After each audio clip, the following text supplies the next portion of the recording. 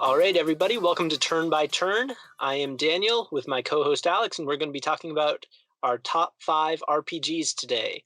How you doing, Alex? I'm doing pretty good. This is episode 1, so please bear with us until we fall into a little bit of the rhythm that you'll be getting accustomed to. Without further ado, Alex, what is your number 5 top RPG? My number 5 RPG is Lord of the Rings: The Third Age. No! The reason that he's reacting that way is I've seen his list and he has not seen mine, so I knew this was on his list. This was one of my dark horse picks, actually, which is why I'm really surprised to hear this. It was one of mine as well, so when I saw it on your list, I was quite shocked, but I was hoping we could talk about this one together. We both somehow played this obscure game and it resonated with us both. Yes, so gotta ask, why is it on your list? So I think part of it is a sentimental attachment to it. For just a little bit of what it is, though, for those of you who are not familiar with Lord of the Rings: The Third Age, turn-based RPG that takes place, obviously, in Tolkien's world, and the main character is Barethor, which is a Gondorian ranger, and you join him as he's going through a dark forest, and he's attacked by the Ringwraiths, the Nazgul, and is saved by an elvish woman named Idriel, and you sort of follow them on this big adventure, which we can get more into. But the way that I got this game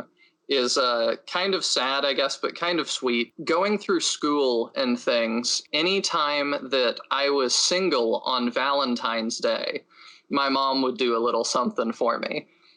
Just something nice. I'd come home and there'd be chocolates or something. And one time it was Valentine's Day, and I think I had just gone through a really bad breakup, so I was definitely feeling pretty down that day. And she said, yeah, I just was out shopping and I saw this and I thought you'd like it. And she gave me The Third Age for GameCube. And yeah, I know this sounds like such a sad nerd story, but I had a girlfriend right before that, so keep that in mind. So my sad self sat there and played The Third Age, and it just blew me away. The level of detail, I mean, the voice acting was great. I thought the character models were great for the time. I don't think they held up particularly well, but I mean, for the GameCube, it was awesome. And it was also on 2 discs for the GameCube, which was definitely not common. Just gave me the idea that the scope of the adventure I was about to embark on was going to be so massive that it needed double the space of any other game in my library. I know that for me, and this might be like a slight overreaction, I think it has the best RPG mechanics I've ever played with. Wow. That sounds huge, and I might take it back, but the way you are allowed to pick your attacks and select your items is it's very laid out, it's very clean. I love that on the side you get the turn meter of when your people get to attack, and I love being able to see how your attack affects that turn meter. So yes, you pick an attack, it tells you what that will change as far as your enemies will go. And I loved being able to look at that. And that it might only be available on the easier versions of the game. That I don't know. I never played it on hardcore. I didn't either. I think it's just so clean, so easy to find everything. It's very easy with how to equip your gear. I think it might be the best, in my opinion, obviously. Yeah, I've got some notes in front of me to help me with each of these, and one of my notes actually was that the armor and weapons, when you change them, it actually changes the appearance of both. And that was still at the time, at a time where games like that didn't do that very often. It was just really amazing to see, I find a new breastplate, and it's it's not that exciting, it's just a stat increase. And then you put it on, and it looks like a new breastplate, and it just adds so much to the characterization of each character. I remember at one point with the main character, the Gondorian Ranger, I found an Uruk-hai scimitar, one of those big curved swords, and it was better than anything I had, so I gave it to him. So I just had this Gondorian Ranger running around with this giant, bloody, unrefined scimitar in his silver armor, and it just, the image of that really made an impression on me. The graphics, maybe not nowadays, I haven't replayed it too recently. They really hold up. The worlds are interesting to explore, really high quality. Yeah, and it's interesting too, looking back at it, which I've done a little bit, it feels like you really get to explore. But looking back at it, it's actually a really linear game. Almost everything exists in, even if it's a little more complicated, a straight line, and you just go from one place to the other.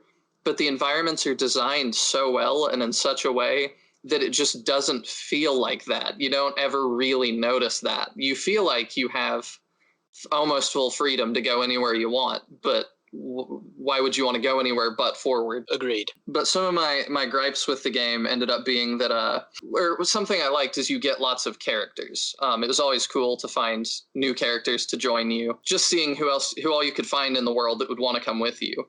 But one of my gripes was that characters only level when you use them. This is fair. This makes sense. In my first playthrough, I think I actually got pretty late in the game and then got soft locked because I did not use the elf Idriel very much. That happened to me also, like really, really bad. Interesting. I wonder if it's in the same area. I don't fully remember, but I think it's when you get to Osgiliath, which is in the third movie.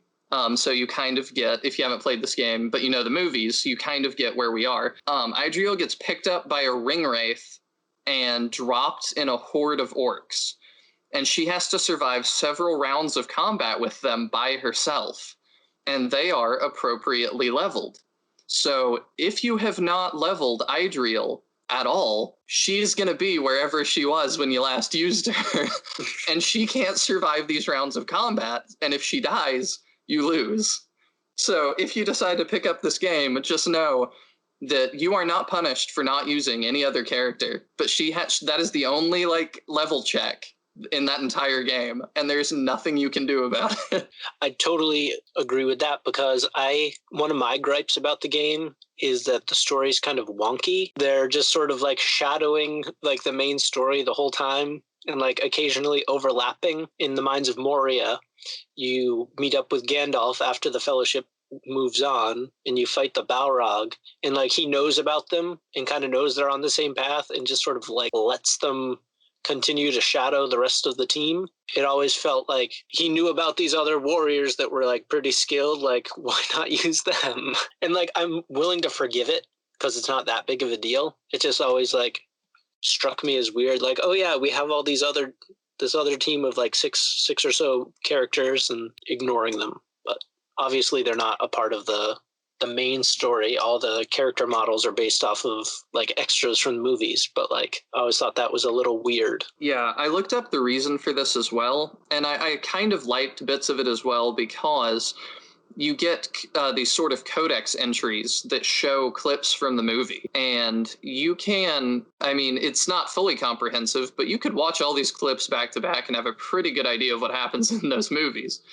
But Gandalf, they got Ian McKellen. I think they're all new voice lines from Ian McKellen to narrate over them and to talk to you. So that was pretty cool at fleshing that out. And the reason, too, that they lean so heavily on the films is because somebody else had the rights to, it says on my notes, Vivendi Universal Games had the rights to video game adaptations of all of Tolkien's literary works, whereas EA had the rights to video game adaptations of the films.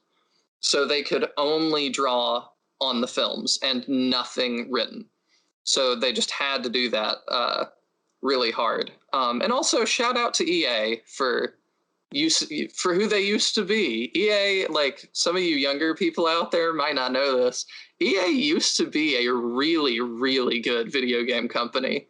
And when you saw that logo pop up before you started a game, it meant you were about to do something quality. The only other thing I wanted to make sure I touched on for the Third Age was after you finish each chapter of the game, you unlock that chapter for evil mode, which blew me away. You get to play, you don't get to roam on the overworld like you do in the main game, but you get to play as the orcs in some of the battles you fought and kill your party. which I thought was just so much fun. It's like a dark part of the game. It is, but it's so much fun to see, just sort of how things would go if you got to see the other side of it. And it feels really good when you're fighting the Balrog, and you're getting blasted by lightning, to then after that be put in command of the Balrog and you get to use that lightning to blast people. It just feels really satisfying. Totally agree with that. I think one other question that I have is, who was your go-to team? So in the game, you get a roster of 3 characters per battle. Who are your 3? Who are you going into war with? I had Barithor always, which was the Gondorian Ranger.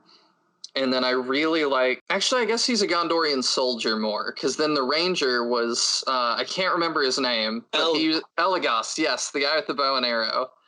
He was really cool, and for those of you who haven't played this, there can sometimes be enemies that are up on archways or up on towers or buildings, and your melee characters can't reach them. So you've got to have some way to pick off ranged enemies, or they'll just kill you even if they're super weak because you can't reach them. So I had him to do that. Third slot was just sort of rotating. I liked the dwarf some. I think I ended up going with, you get a girl from Rohan that's got twin axes. I think she was my main third slot. And I'm not trying not to spoil all of them, but you get another character that uses a spear that's really cool. But you get him right at the very end of the game. I don't feel like there was a ton of usability there. I know that for me, I would get rid of Barithor and Idril as soon as possible, and I'd always have Elgast the dwarf and the rider of Rohan guy. Yeah, he's the one. He's kind of the one I'm talking about. That you get him so late. Yeah, I would keep Morwen until I'd get him, and then I'd flip her for him. The one with the twin axes, by the way. Yes, and she's a really strong character, but I wanted the guy with the spear. Speaking of late game, that reminds me, I had one other point I wanted to touch on. The end of the game is also a little bit weak in that I felt like the plot takes you through almost all 3 movies, all the way through. But when you got to the end, it was just sort of, you did a couple of things, great, and here's the final boss. Let's just be there. And you're just kind of there. And it felt like they kind of had to rush the end. And then the final boss was so difficult that, it was not even feasible for you to beat. And so I was really confused by this for a long time. And then I finally looked it up on the internet, and this apparently was a very normal problem. And the fix to it they had was, all those items you've been hoarding for the entire game, go ahead and use a couple of those, and you'll win no problem. And I did. But that just doesn't seem like that's quite how that should go. The ending doesn't even really stick out that well in my head. I think they didn't really seal the landing on that one. But overall, Awesome game. The journey is so much fun, you won't even care. Yes. So we both had the same number 5. Alex, what is your number 4?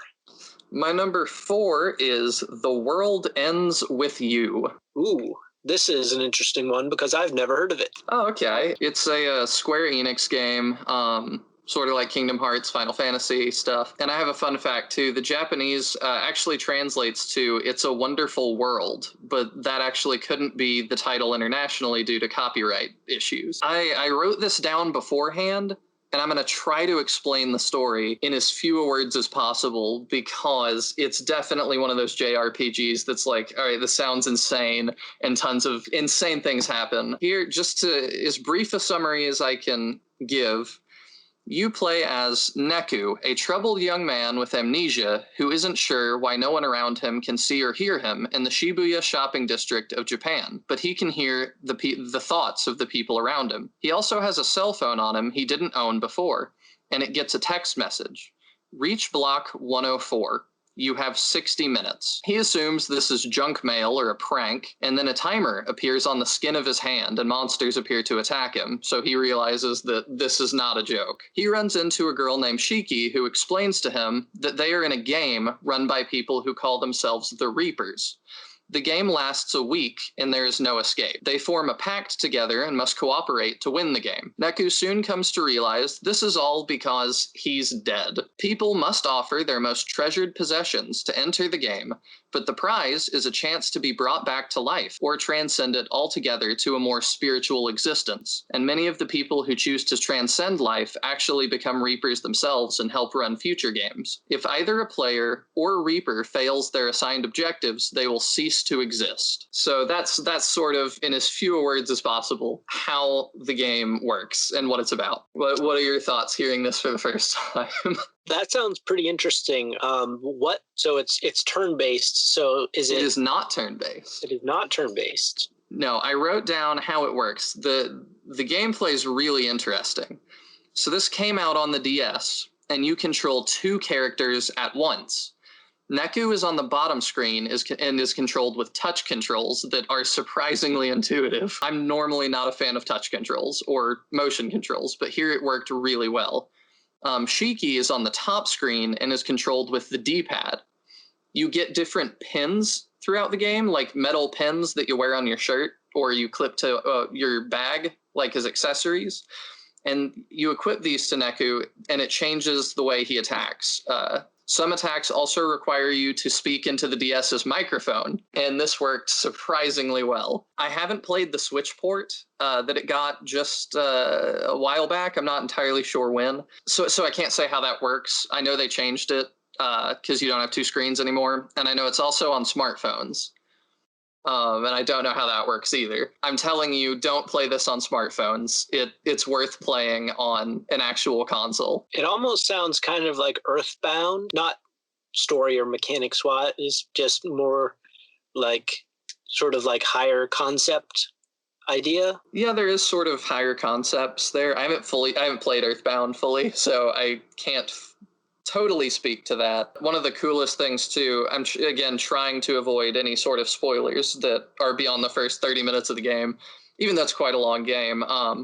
You must play the Reaper's game is 7 days, and you must actually play it several times.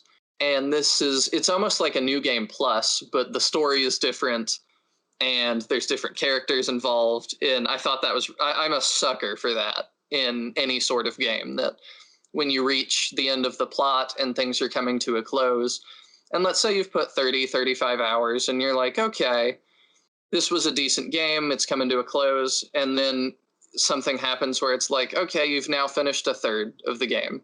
Are you ready to continue? And I'm like, oh my gosh, this is much bigger than I ever thought it was going to be. I will definitely have to check that one out then, because that was not on my radar at all. Yeah, it will be more on people's radar, I think. It came out in like 2007, I think. And I just kept waiting for what else was going to come with that, because it was so fantastic. And for many years, the answer was nothing.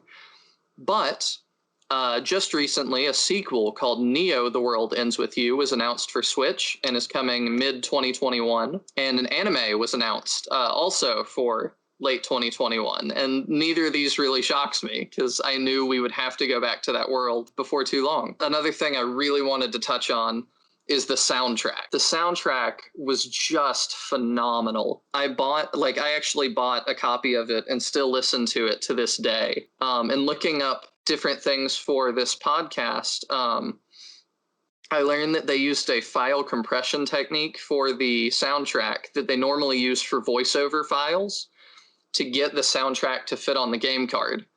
And they also opted to use 2D sprites and no fully rendered cutscenes to save more space just for music. And even with all of these shortcuts and data saving ideas, the soundtrack and cutscene audio apparently takes up 1/4 of the storage on the entire game card, but it's totally worth it. That will definitely be one of my next ones to try. I usually tend to be a little leery of the DS games just because the 2-screen thing messes with my brain. I'm trying to get past it, so that'll have to be one of my next ones on my list to play. Yeah, you get adapted to it pretty easily. Like, I know it sounds really daunting that it's not turn-based and you're controlling 2 characters at once, but it all is pretty intuitive, and they ease you into it enough that you get the hang of it. That's about all I've got for that one. All right.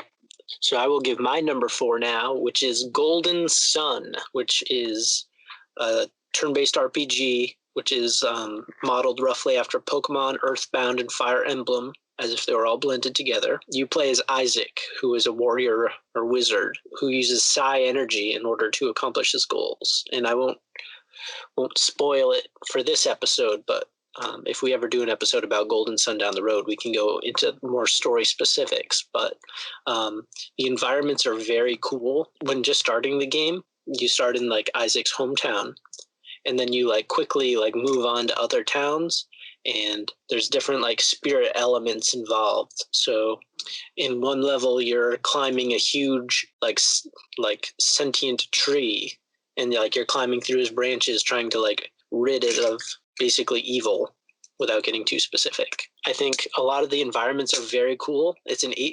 8-bit graphic game for the Game Boy Advance. Have you ever played this one, Alex? I haven't. I plan on doing it at some point because I know it's tied into. It's made by It's made by a company that I like the games of a lot. I think it's Camelot, right?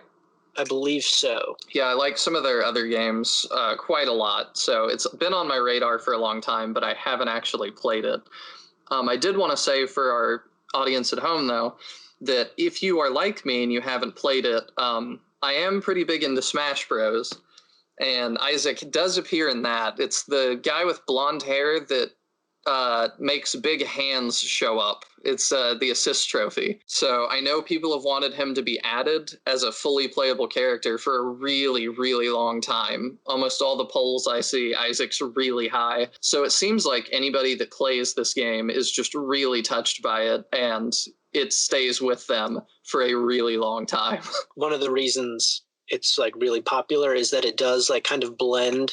Like if Pokemon isn't for you, or like Earthbound isn't for you, like it combines the elements of those different games. It kind of has like a little of everything. Like you unlock characters called Jins or Dins. I'm not a master pronouncer, but who are basically like Pokemon that you can like add to your team, and you can like summon them during battles to help you. Like you can use Pokemon. But it's also like Earthbound, where you have like a team of like younger people who are on a mission. It has like the frame story of kind of like Knights and Magic, like Fire Emblem has. So like really nicely unites all those elements together into like a new game. And Isaac is a lot like Link from A Legend of Zelda, where he's like a silent protagonist. So you kind of get to write how you feel about things onto him. You have like a group of like a couple other characters that are on your team that have big personalities to fill in for the fact that Isaac isn't saying anything. So it's easy to like map yourself onto this character, like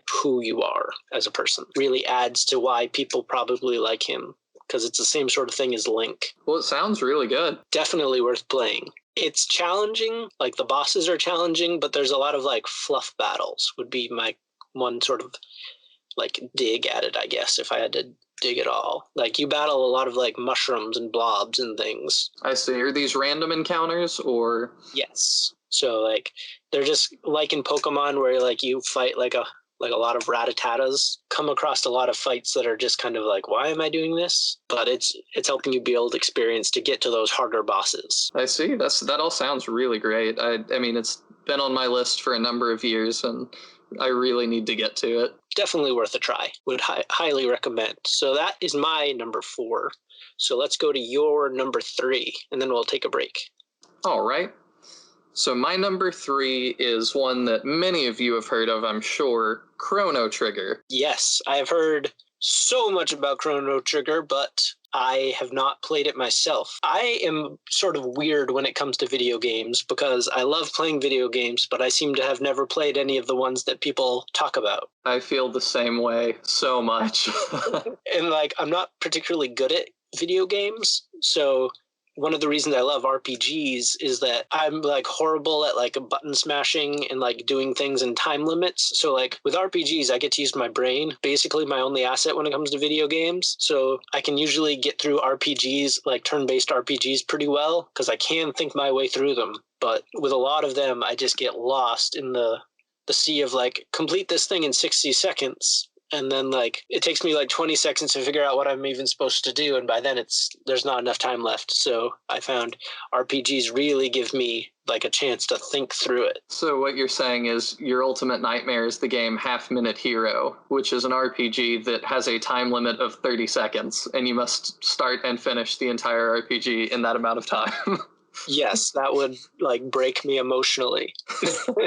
Getting back to Chrono Trigger a little bit, for the people who don't know exactly what that is or much about it, it's another Square Enix game, and Chrono Trigger was made by the creators of Final Fantasy, Dragon Quest, and Dragon Ball all teaming up. So literally, how could this not be good? I mean, it's just such influential people already. Like Dragon Ball Z? Yes. Okay, very cool. Yeah, he helped with some of the creative things behind the scenes and also designed all of the characters and did all the art. So the character design is just great. So a little bit of what the plot is to get you invested. You can name every character yourself, but for the sake of this, I'll obviously be referring to them with their default names. Which I struggle to remember because I never used those. So our story starts with our hero Chrono, that one I remember, going to the local fair, and he runs into Marley, a pretty blonde girl who decides to hang out with you for no reason in particular. Chrono's friend Luca, who is a genius, is making a demonstration at the fair with her newly invented teleportation machine. It's sort of a fantasy setting, but there's also machines. It works, but it's hard to explain. Marley is willing to try out the machine and be the first human test subject, but a pendant she's wearing interferes with the machine, and a hole is ripped in space-time, and she's hurled into it.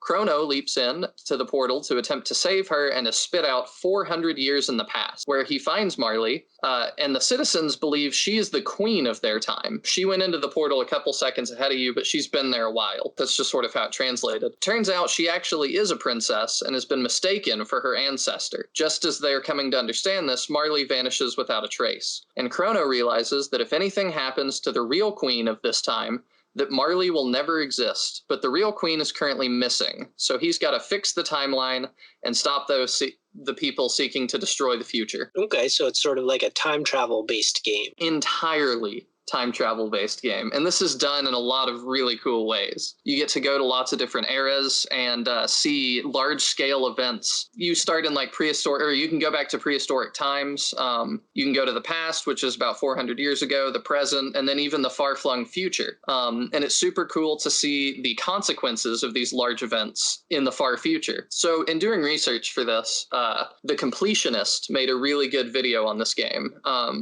That's a great YouTube channel for anybody who wants to check that out. But I decided to use his same example to try and explain this concept. So you get a robot companion that joins your party. And one of your missions in the past leads you to see a pretty barren land.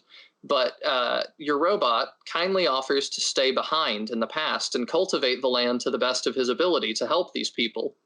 You can agree or disagree to let him stay. But if you agree, you can leave and then go back to the future. If you come back to this area in the future, there's now lush forests there, and there's a small shrine that holds the broken down remains of your robot friend. Luca, being the genius she is, though, can fix him. So you get him back, but if you go back to the past with him, you can still see him toiling away on the overworld as he tries to fix the wasteland. So you just sort of have to think in multi-dimensions with this game, solving puzzles by, doing things in the past that influence the future, or doing things in the future to influence the past. It all gets a little bit confusing.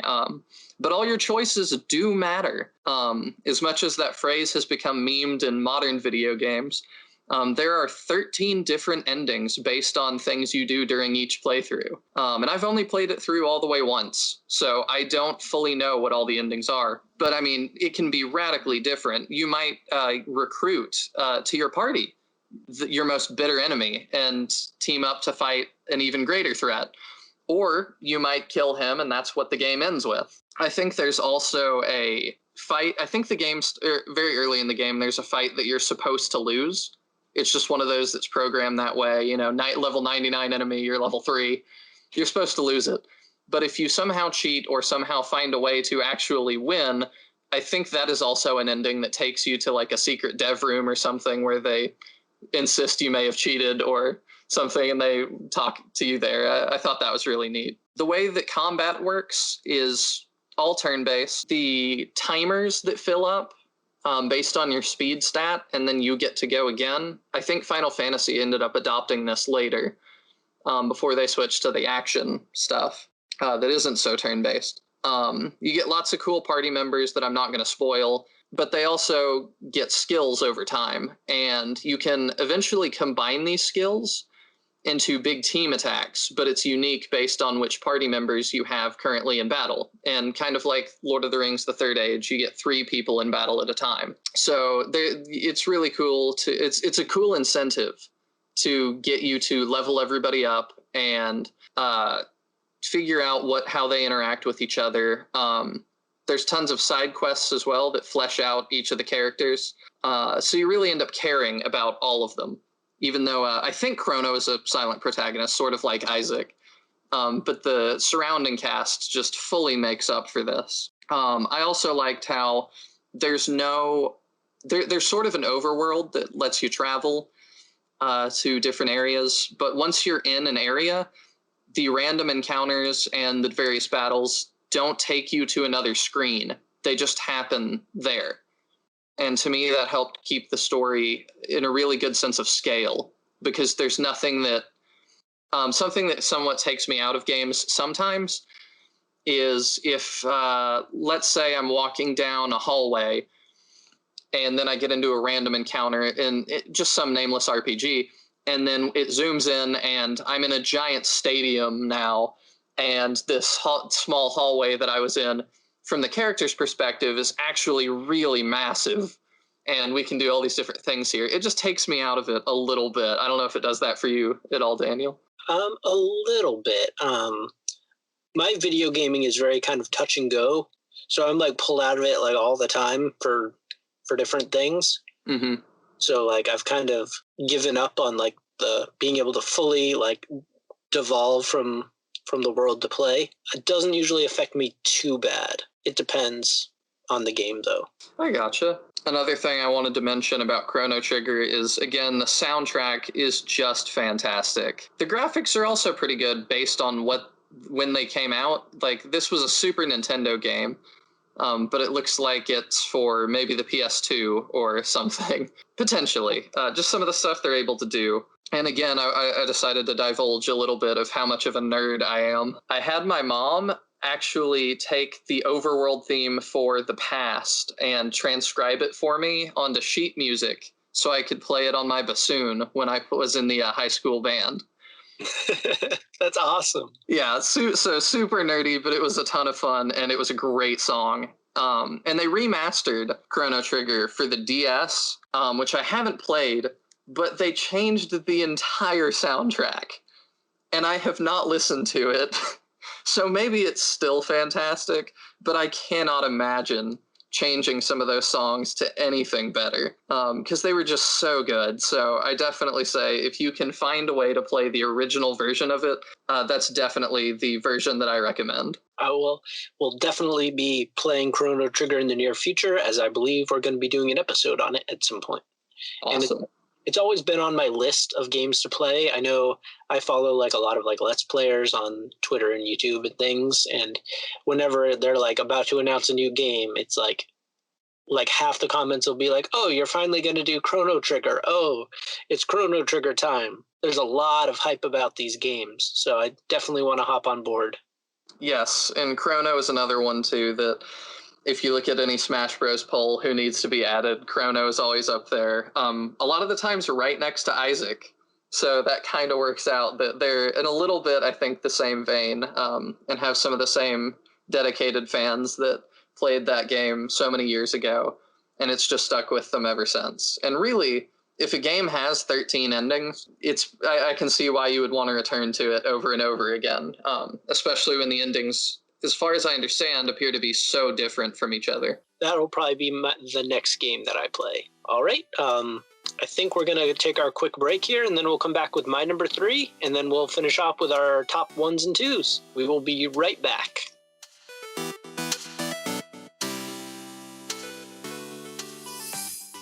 Hey, this is TC. And this is Jim from the Studio Demands It podcast, Where every episode we take a demand from a hypothetical studio, which could be you, and challenge ourselves to conceptualize, pitch, and craft a film based on the stipulations or the demands we are given. We talk about movies all the time. Particularly, we complain about the choices made in the films we've seen. We're nerds like that. And, of course, like any good nerd does, we automatically assume that we could do better. Even with the demands and restrictions that clearly must have been put on by a production. So head on over to studiodemandsit.com and listen to our previous library of episodes. Our library of previous episodes. Our precious library, Jim. Our library of precious episodes. You're a pirate, Smeagol.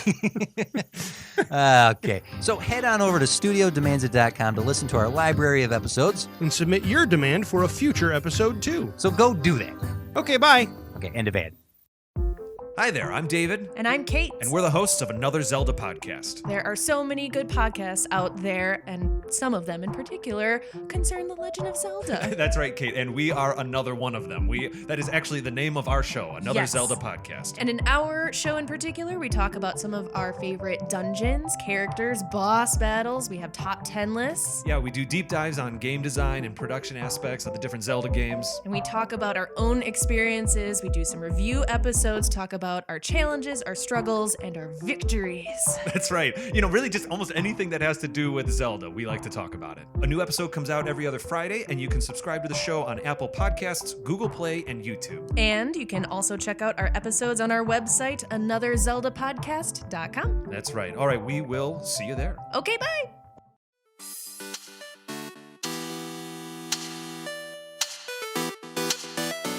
All right, we are back from our break, and we're just gonna get right to it with my number 3, which is Pokemon Silver version.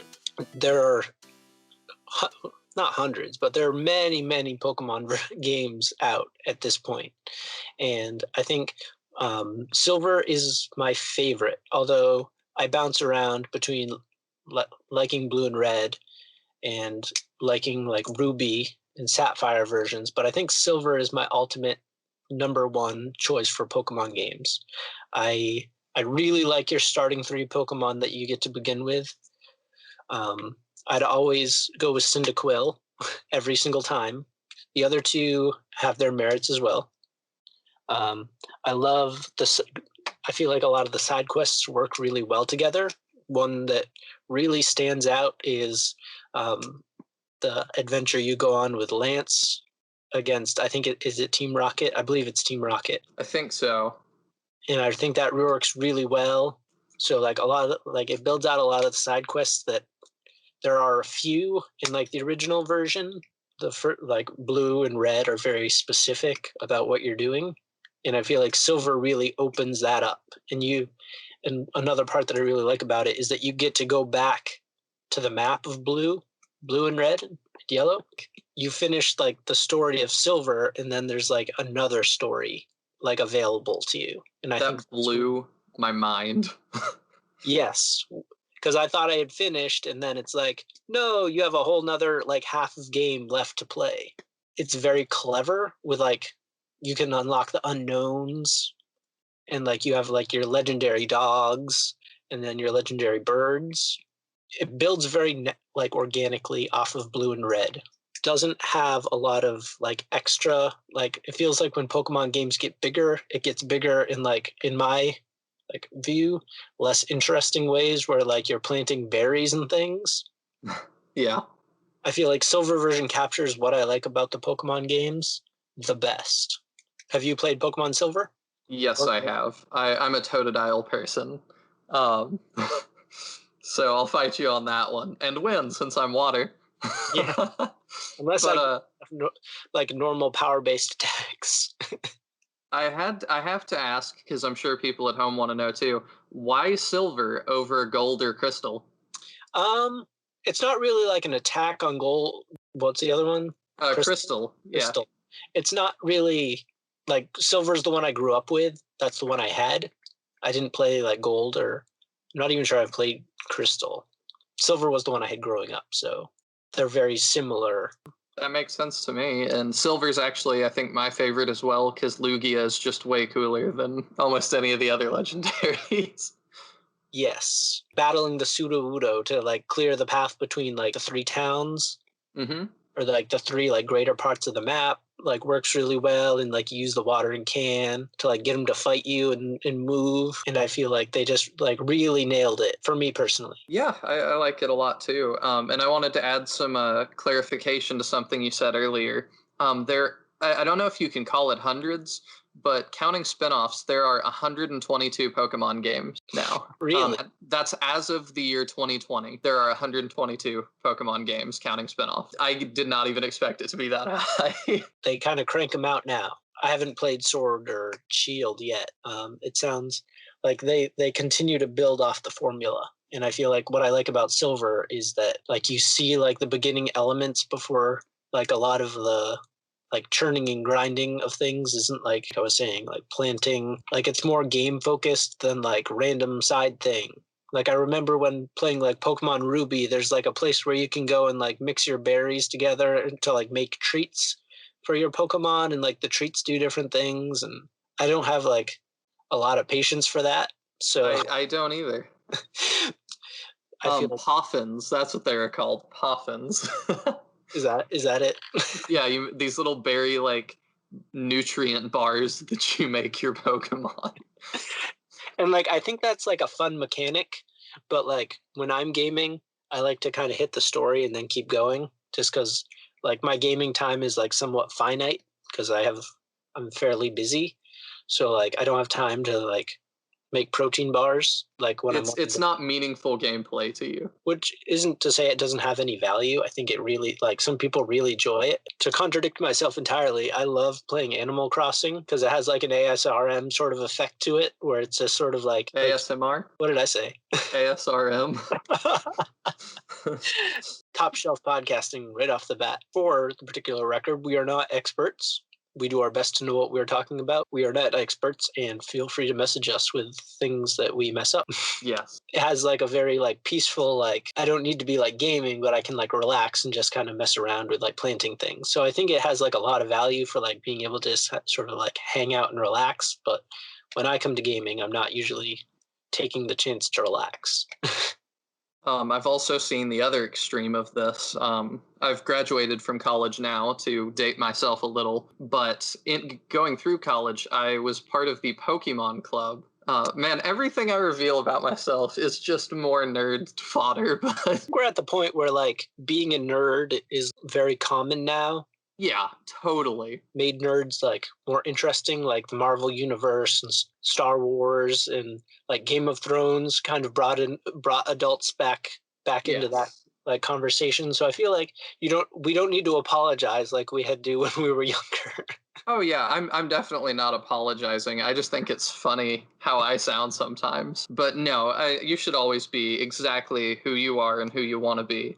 And you don't owe anybody apologies for that. If you're having fun and you're doing the things that you're passionate about and that you like to do, then you're already leading, in my opinion, a better life than most people. I thought I took gaming somewhat seriously at times, but man, those people, like, they, like, I mean, it was like, well, if you feed your berries to your Pokemon and your Poffins and things, you eventually get like one stat point in every single category, and then that gives you the edge in battles and stuff. And just the level that they had, like, with math, statistics, and planning, had mapped out those games and just taken those sort of meta games or mini games like the Poffins and the I think in Ruby and Sapphires also, when they introduced the contests with like doing moves for those things. Yeah, if it gave you any benefit, they had them all completely mapped out and like had all these maxed out Pokemon, and it was just insane. I know some people are like super into it, and like watching it would interest me. Walking around and like looking for like the boysenberry thing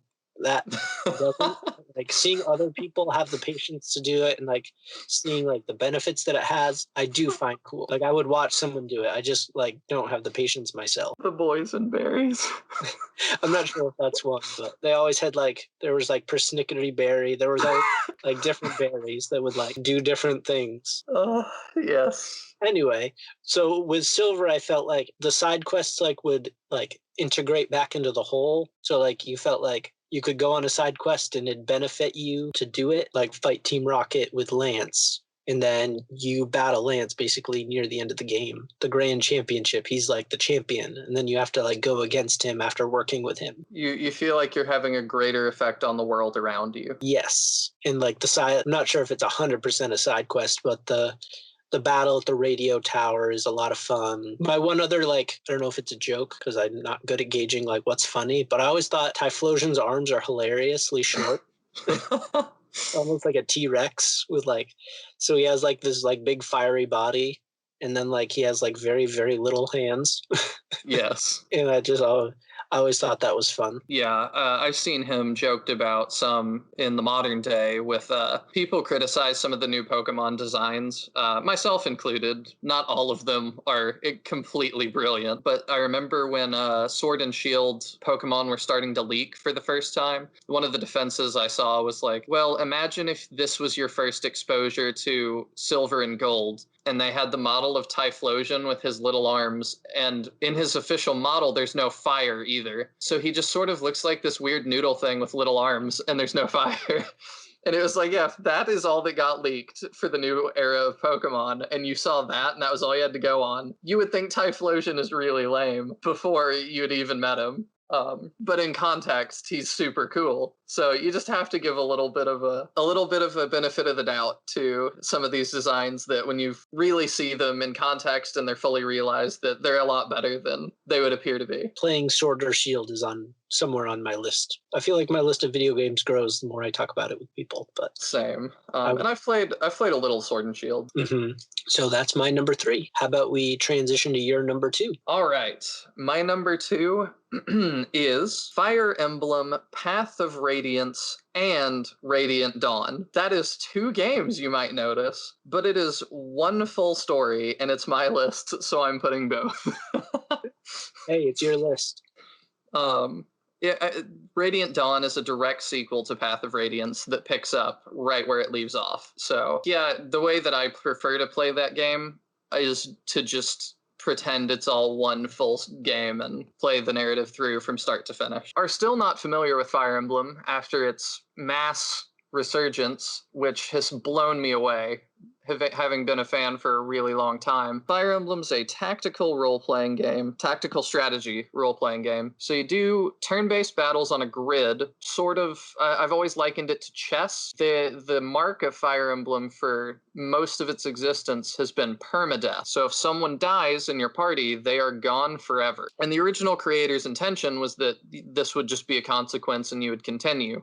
But I've always been one of those that resets and will not let anybody die because I just can't handle it. Kind of summarize just Path of Radiance. You start as Ike, a young mercenary, and this is the Ike from Smash Bros. As well. That's how many people know who he is. You start as Ike, a young mercenary who works for his father's mercenary company doing odd jobs, protecting people from brigands and the like. It's a simple existence until a woman hires the group to protect her as she flees to a different nation, and it's revealed that she's a princess of the nation of Crimea, and the king of Dane, a newly hostile neighbor nation, wants her dead. I'm reminded of, in the Star Wars prequels, Qui-Gon Jinn says, I can protect you, but I can't fight a war for you. It really evokes that to me, that the mercenaries are caught up in this conflict that is way more than they ever bargained for. I mean, they literally protect small towns from roaming bandits, and now it's like, we have an entire nation coming after us, and I kind of don't want to ask you to fight that nation, but I'm also kind of doing that. So that's really the brief where you start on that, and I'm not going to go too into it because there's just so much, and it's such a great story. But something that always grabbed me about it is, and that I think is really interesting, this is the only Fire Emblem story, or these two games, where the main character is not a lord or a prince of some sort. Ike is just a regular guy. And I will spoil and save you the trouble that there's no plot twist there. He is actually just a regular guy. There's no chosen one nonsense. He's just a guy trying to make his way in the world. And I really, really love that. Because so many games I feel like push you into, you're the chosen one, you're the only one that can bring balance to the Force and stop the Fire Nation. But it's refreshing sometimes to just be a guy, just to be a soldier in the army that's doing his best. Looking at my notes real quick, something I really wanted to touch on that I really like about this game is this game touches on themes that I both don't see in other games at all, or I don't see done well at all. One of the large themes in the game is actually racism, which I thought was really interesting, coming from a Nintendo-licensed GameCube game. But the country the princess is initially fleeing to is called Gallia, and is inhabited by the Beast tribes. These are people that have animal traits and can fully shapeshift into animals based on which tribe they're part of. Each only transforms into one animal. So you've got like the tribe of cat people and the tribe of bird people and dragon people. And they're all very different from each other as well. But these people are called the Lagoos, and the humans in the game are called the Bjork. The Bjork have fought against the Lagoos at various times throughout history, and the Lagoos have been horrible to the Bjork. And both have members of their races that are just horribly racist to each other. But it was just really fascinating to me the way it was all portrayed, that these racist characters are parts of your party. And from both the Lagoos and the Bjork. And it's just a small part of who they are as people. And often they'll open up to you. And they may have very good reasons for being the way that they are. A member of the other group may have killed their parents or terrorized their village when they were kids. But as the Lagoos and the Bjork in your party work together more and more and become closer, these beliefs start to change for all the characters. And to me, it was really cool to see that character growth in a fantasy world, that they realize that one member of a race, or sometimes many in a large group, still are not representative of that race as a whole, and that people on both sides were associated with people who may have been in the wrong. So there's a lot of introspection and just very, very heavy subject matter that's handled so well. Another theme is really hard-hitting government things with, they go into the politics of this world a lot, which I get, because the plan was always to be that it was going to be 2 games. So they do a lot of front-loading and investing to pay off later, which is something I really liked about it, both in lore and in character plot lines. Famously, there's one character that you can find on a boat, and it's just a little boy that is like, I want to come with you because I'm looking for someone, and you can decide yes or no. And that's in the first game, that is the end of his plot line for that game. It starts and ends right there. But he's really, really important in the second game. And I'm not going to spoil anything else about that. But he's just really important to that second game. And I loved the setting up of things like that. But the government things is just essentially even the good guy nations. You've got the evil empire, of course, the trope we see in lots of things, and then the benevolent nations that band together to stop the empire. But the narrative of the game really makes things not as simple as that. The benevolent nations that appear to be all good from the outside, as you learn more about them, they've done horrible things too in their past. And there's people that are still trying to contend with that. And it's hard to just drag these people along when they're your party members and say, okay, we're going to work with them now. Your party members might have a conversation with you at your base that's like, I'm really not in favor of working with these people. They did so-and-so to my tribe when I was young. And the game does a good job of not just telling them, we'll suck it up and move on. It makes all of everybody's struggles together all have weight. I just haven't seen another game really take on that sort of weight and keep it going and keep it consistent and keep everybody moving and all your party members. There are some of your party members that will never get along. They just will never get along because they are just so different. But the thing they have in common is the common thing you're currently fighting for, their faith in Ike, etc. So I should probably let Daniel get in a word because I've been talking for a minute about this. What are you thinking about all this? My quick question is, that's for the GameCube, right? Yes. Path of Radiance is for the GameCube, and then Radiant Dawn is for the Wii. Okay, because I know I've been trying to secure a copy of the GameCube game in the part of the world where I live in. It's like $150 for like a used copy. So it's going to be a while till I actually get to play this one, but I really want to. Spoilers, my second top game is a Fire Emblem game that we'll get to in a few minutes. But I think that what you were saying about the themes is interesting because I almost feel like the theme hits harder where your main character isn't like a prince or like a secret royal, as is the case with a lot of these games, that you have just like a normal person bringing people together rather than kind of relying on like a politician or like a king or something to tell you like you're going to work together. It's a normal person being like, we need to work together to do this. So I feel like that makes it hit harder because it's an individual rather than like someone kind of being like, you're doing this. And that's also why Ike is kind of removed from a lot of these things, because he's just sort of a rural country guy. And it's interesting on the player side of it that you sort of get to learn about the world as he does. Because, when you first meet the Lagoos, some people are like, the Beast people, they're fine. And other members of the party are like, disgusting, the Beast people. But because he has no bearing on this, he's never been exposed to these people or anything really outside of the small area he's lived his life in. He's just kind of open to everything and is like, I'm really curious as to why both of you reacted that way. And this is something, too, that a point I wanted to get into a little bit. Ike is really important. There's lots of debate, even within Fire Emblem fans, about Ike is great, Ike is terrible. But my take on it is that I think Ike is a really great character. And I think it's really important that he's not a silent protagonist. Because there are some really heavy issues and Ike has to feel a certain way about it.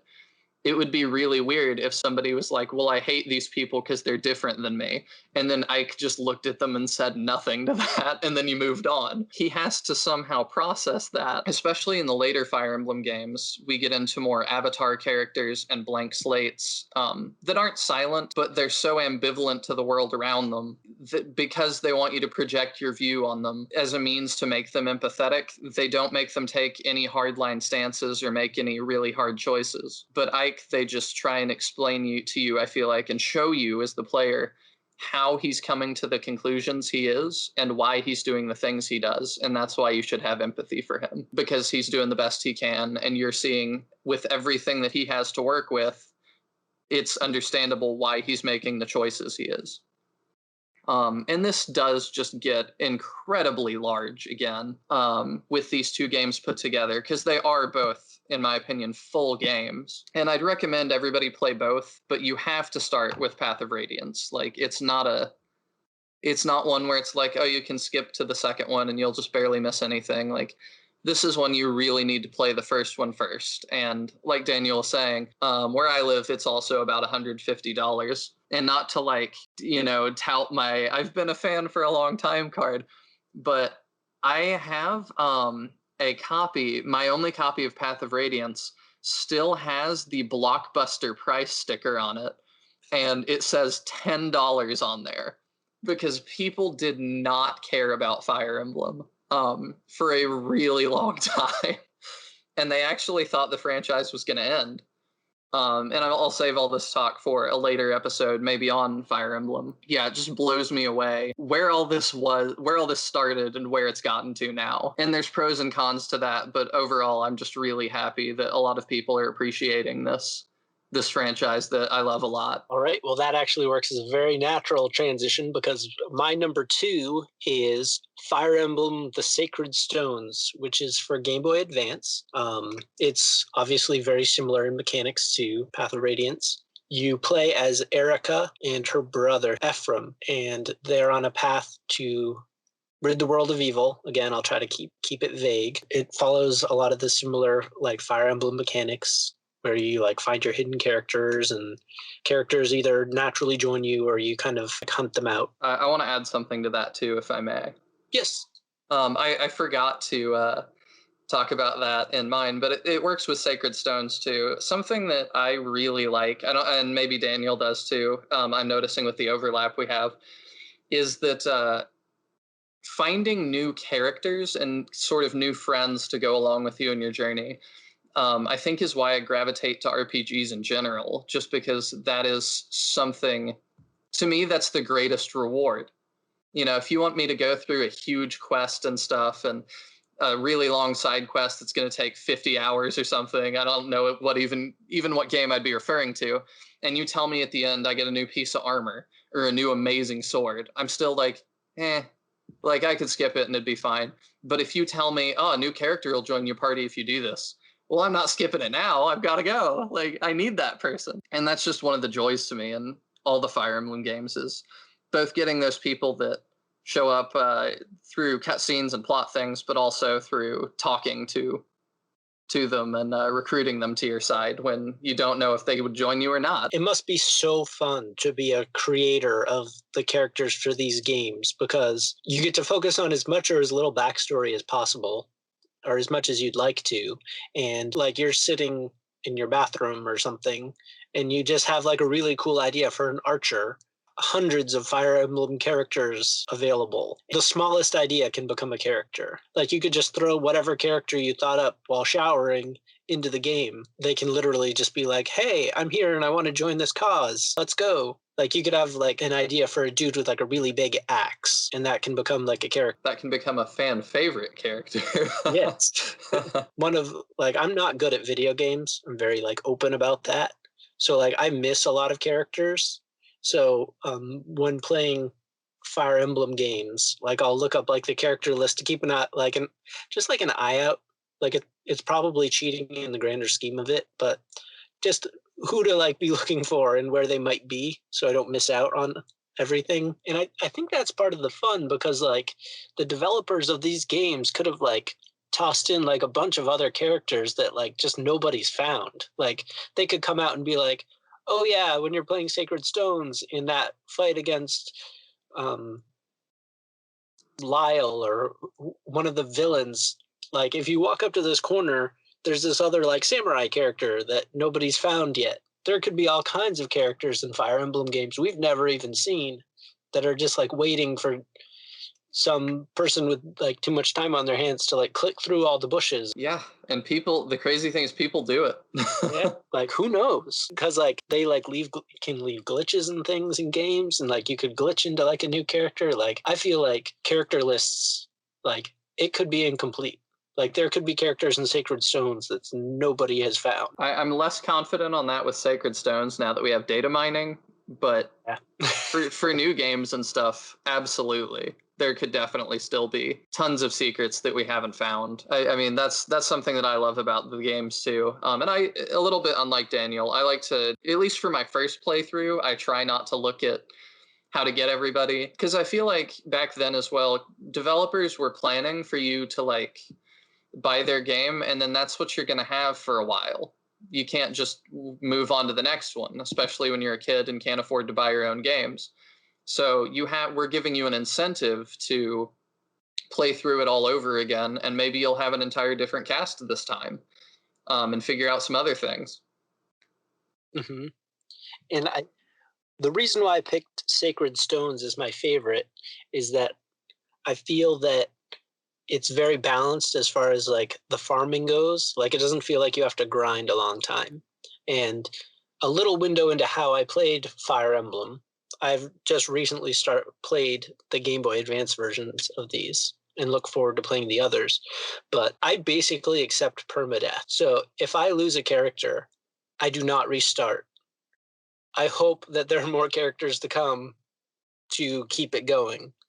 But generally, I do not restart as much as possible. Unless if everybody dies, I restart. There were some points in Sacred Stones where I had a team of 4 people, which I've been told is very, very uncommon for Fire Emblem because people restart and get all their characters back. But there were points in Sacred Stones where I had Erica, Seth, and Lute, who is like a female magic user. And that was my entire team. Yeah, I mean, yeah, which obviously is the opposite of what I do. I just feel like I like permadeath because it gives weight to decisions and consequences to your actions, I guess. I just feel too bad when somebody dies. But I think it's really great that people like Daniel can keep going and press on. And really, that also makes each playthrough unique as well. That, you know, the canon, I guess, the lore for your version of Fire Emblem is that, you know, for somebody like, you know, when you got to chapter 5, Seth died, and that's just where his story ended. Like, that's for your lore and your story, that can be what happens. So I think that's all I have to say for Sacred Stones for now. I guess we are at the drum roll of what is your number 1 game? I think that we both know it's our drum roll. Daniel and I actually met on another podcast that we worked on a little bit. That was more Daniel's baby. But I think both of our number 1s. Are you okay with me revealing it? Yes, go right ahead. Both our number 1s are the old RPG for the Sega Genesis, Shining Force. If you've never heard of Shining Force, but you have heard of Fire Emblem, it's very similar to Fire Emblem in that it's a grid tactical strategy game on a grid with a party of characters that you bring into each battle in a fantasy setting. As far as I understand, looking back into things, Nintendo started Fire Emblem, and Shining Force was Sega's answer to Fire Emblem. The whole Shining series has been sort of Sega's answer to lots of different things, but Shining Force specifically was the answer to Fire Emblem, and also The Legend of Zelda. So if you look at the first Legend of Zelda and you kind of go around the map and you solve puzzles and you adventure in that way, Shining Force, you do that, but the combat is like Fire Emblem, if that makes any sense. You play as... Do you want to add anything to that, Daniel? Yes, so it's very similar to Fire Emblem with like your maps, and like you have your tactical map laid out and you have your army of like 10 or 12 or so units, and you navigate exactly the same way you do in Fire Emblem. Well, I wouldn't say that. No? You navigate, I'd say closer to like Zelda, that you run around and things, unless you're talking about just in battles. Yeah, I was talking in battle. So okay. Out of battle, you're like, the story isn't... So Fire Emblem, their games are very like story based. It's almost like reading a book. Yes. Because like the stories are very full, and then you go to a battle. With Shining Force, you have towns that you're able to walk into, and like you get to like see the merchant, and the priest heals you back to hell within the town, and there's townsfolk. So it adds like another element, almost like open world, but it's so like you'll have a chapter which will have 3 towns in it, and then you go to those 3 towns and complete the plot, and then you'll enter a battle in between there, and then after you finish the chapter, you'll enter the next section of towns. So it's not open world, but like it's more open area. Like with Fire Emblem, your map is all of your like extra things, like houses and people to visit, are within the battle, with Shining Force, the city and towns and castles exist outside of the battles. Like when you leave the town, the battle will start. In most instances. Some battles will take place in the town. I won't bore you by listing every exception to that rule. That sounds good. So a little bit of the summary of the story.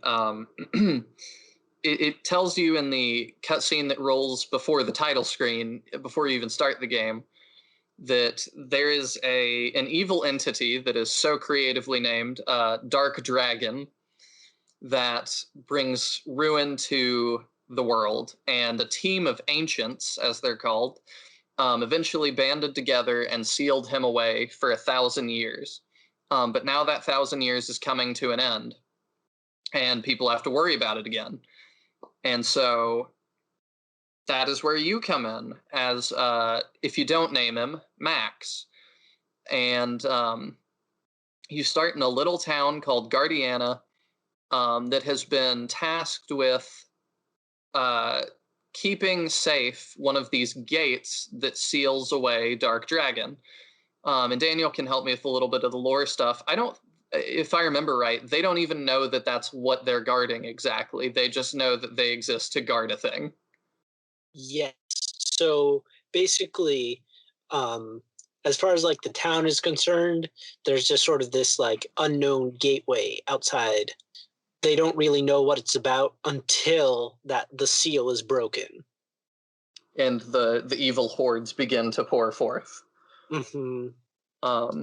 So Max and his merry band of about 5 friends, you're sent off and told you need to find a way to reseal Dark Dragon and bring an end to the chaos that is going to envelop the land again. So you essentially retread the ancient steps to do this with, in my opinion, the most eclectic cast of characters I have ever seen.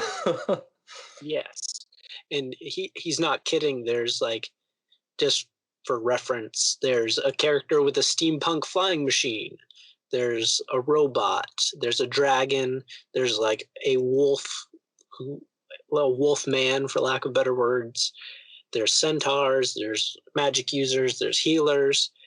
In other games, in Fire Emblem, you're basically people in the games I've played. But in Shining Force, you could be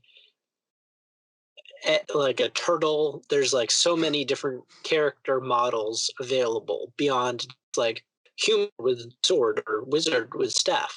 So it makes it fun because you could have a team with like jellyfish character next to like a soldier with like a lance. So it adds a lot of variety for character models beyond just soldiers. Yeah, this is also something I think that pushes Shining Force ahead of Fire Emblem for me, is just the diversity of characters in that. Because yeah, all of the Fire Emblems essentially, you play as just people, just humans, and the only one that's really differentiated from that meaningfully, there's always like one exception of like a dragon person or something. But the only one that's really differentiated from that meaningfully is Path of Radiance and Radiant Dawn with the Beast People. But it still has nothing on the large cast that Shining Force has, with all these wacky designs. Mm-hmm. And it has a lot of those, there's probably a better word for it, but like steampunk elements where like there's all this like technology that exists, but it's still like swords and shields kind of things. Yeah, so, like, I wouldn't fully say like the flying machine character you described. I would say he's steampunk, but when you get into more of the technology stuff, it starts showing up. I mean, it really is like sci-fi levels of machinery and androids and robots and things, but people do still have swords and shields as well, and bows and arrows. But then you might run into a skeleton that is just unironically holding a gun. Yes, which I think I like space fantasy stories, but I really like knights and things too. And Shining Force blends it together really naturally without feeling like, oh, we have gotten in a spaceship that we found and now we are in space. Like it blends the elements of like almost like Lord of the Rings style fantasy with like your space fantasy. Yeah, I very much agree with that. And you definitely need to play this game if you're listening to this and you're like, you're telling me you're a bunch of knights and centaurs, and you go into a cave and there's skeletons with just guns, and you're telling me this is not out of place? Like, yes, that is what I'm telling you. And if you play it, I promise you'll understand that when it shows up, you'll just be like, oh, neat, this is a thing that's happening. But it never feels like it's too crazy. Yeah, it has a very like quirky, like funny tone to it. So like serious dark things will happen, but then like there'll be like a portion of the game that's just like meant to be like silly, like comic relief, but like really bad things are happening. Yeah, like a good example of that, I think, is um, there's like the backdrop is there's this horrible war going on, and people have been fighting it for a long time, but that creates a lot of orphans. So the way that the game shows that is you enter a town, and it's just run by nothing but children. All of the inhabitants are children. All of the government is children. Um, and of course, it's very lighthearted. Like when you think about it, these are all these orphans based on these wars, but I mean, the kids are in charge of the government. They have like cookie rations and things, and like it's all very lighthearted and fun. Cannot recommend it enough.